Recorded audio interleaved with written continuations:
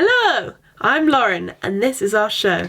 We'll tell you everything you need to know about our trips so that you too can have great adventures and at the end of them come home with a bunch of great photos and memories.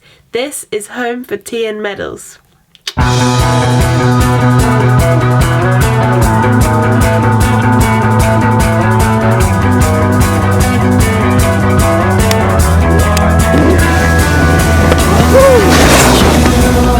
Some working methods you use to shine a light on the wall and keep us all in the dark. Yeah, socially wrapped in our skin, I'm pushing hard to begin. For our first adventure, we went here to the Great Barrier Reef. The Barrier Reef is the largest structure made by a living organism in the world. It stretches over 2,300 kilometres off Australia's east coast. For our trip, we visited Cairns, at the northern part of the reef. Now firstly, let me introduce you to my teammate, Dr. Leona. She's an ice climbing, rock climbing, horse riding, skiing chemist with a sweet tooth and a thirst for adventure. The first thing we did when we got to Cairns was to book a boat trip at one of the tour agencies in the centre of town. The trip was to take us to 2 locations and provide us with meals, snacks and all the equipment that we need for snorkelling. All this came in at around $170, which is about £100 at the moment.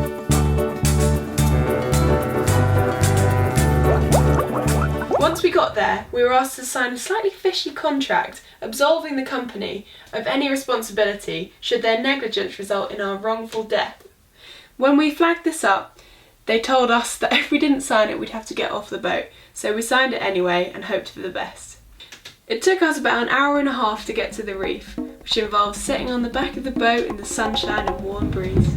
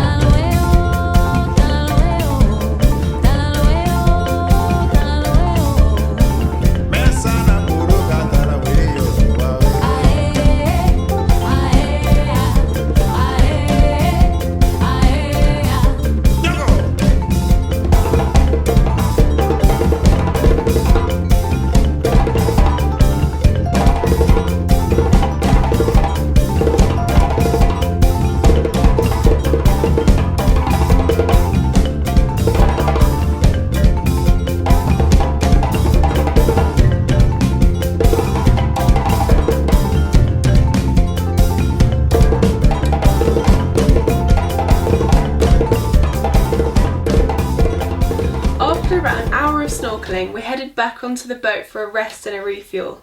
We then journeyed to our next reef location, which turned out to be even more impressive than the first.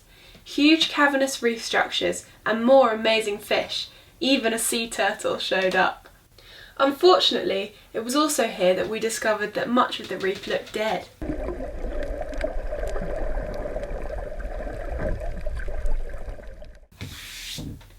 This is a process called bleaching. Coral is a colony of tiny simple animals called polyps.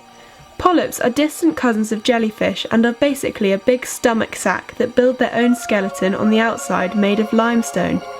It has tentacles to take in minerals and plankton for food, but its main source of energy comes from an algae-like organism called a zooxanthellae, which can use the sun's energy to produce sugar in photosynthesis.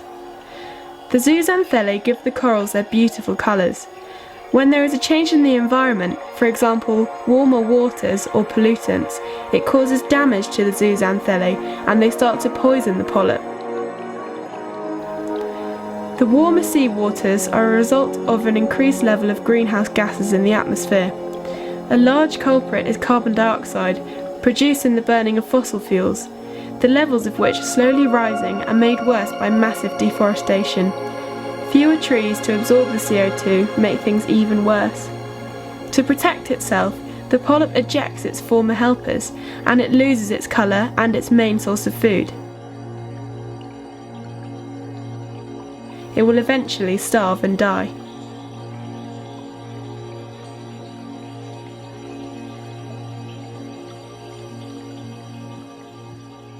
We should do everything we can to keep our carbon emissions as low as possible so these beautiful places can continue to exist.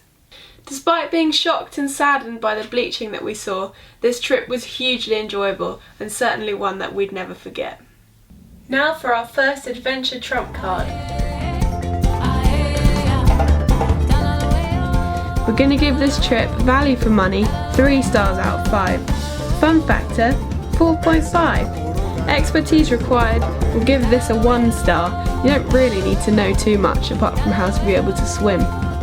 The danger of this trip is about a 1.5, considering you're drowning, dangerous marine life, boat company negligence, sunburn and heat stroke. Logistics, 1 star. Equipment, half a star, or if you've got a bikini and a towel. Educational value, definitely a 5 out of 5. We learnt so much on this trip. So total adventure points, we'll give it 25 out of 35 possible stars and a silver medal. Well, thank you very much for watching our first episode. If you liked it, then we'd love to hear from you. This is Home for Tea and Medals.